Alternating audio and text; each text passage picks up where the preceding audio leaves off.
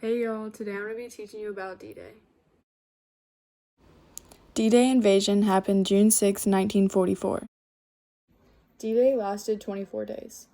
D-Day was a day in World War II when Allied forces invaded northern France through the beaches in Normandy. American paratroopers landed on beaches named Omaha in Utah. More than 150,000 troops stormed the beaches in Normandy. D-Day was postponed today due to weather. The D in D-Day means day. The paratroopers' invasion started at 6:30 in the morning. Eisenhower was the main commander for all Allied forces. Eisenhower said that he was fully prepared to take the blame if anything went wrong during D-Day. The codename for the invasion was Operation Overlord.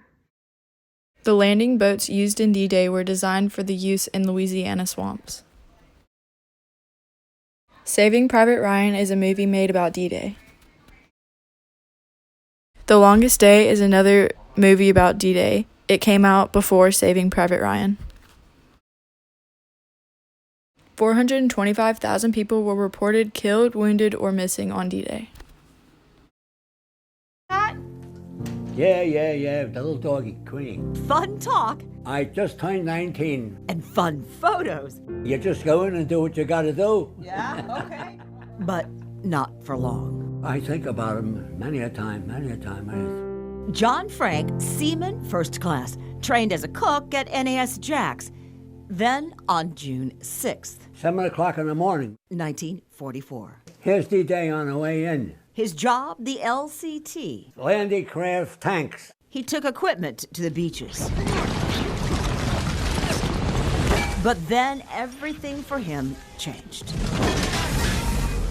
You've seen the movie Saving Private Ryan, Omaha Beach, bloody Omaha. I was just a kid. We were all kids. He was sent in to pick up the bodies. They couldn't get him out right away because of the mines. And he experienced the one thing the movie could not portray. They laid there for days and days and days, and it smelled terrible.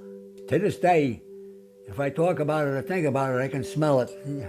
And that wasn't all. No, sometimes it's arms and legs.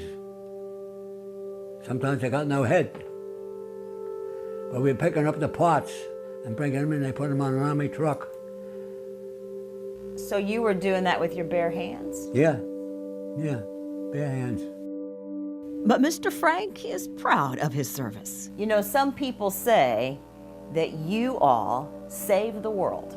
Well, you could say that, yeah. It took Hitler out of power. God knows where he was going to stop. So for this 75th anniversary of D-Day, Mr. Frank wants to leave a message in Normandy. So what would he put down? Liberation? A little cross The cemetery? You want me to put it there? Yeah, with his own handwriting. because a lot of men died that day. I know we picked them up.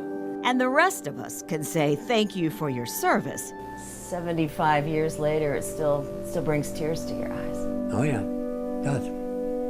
It's a sad thing. But it is hardly enough. So I think you can understand why I said that I will never forget that. And Mr. Frank, I know you are in Jacksonville right now watching, and I want to keep my promise to you. So I did go to the cemetery with your cross.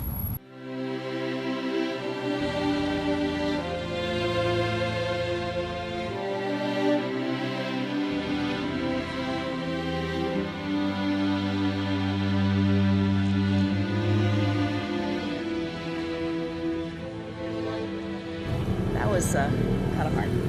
But Mr. Frank, I hope we've given you at least some of the respect.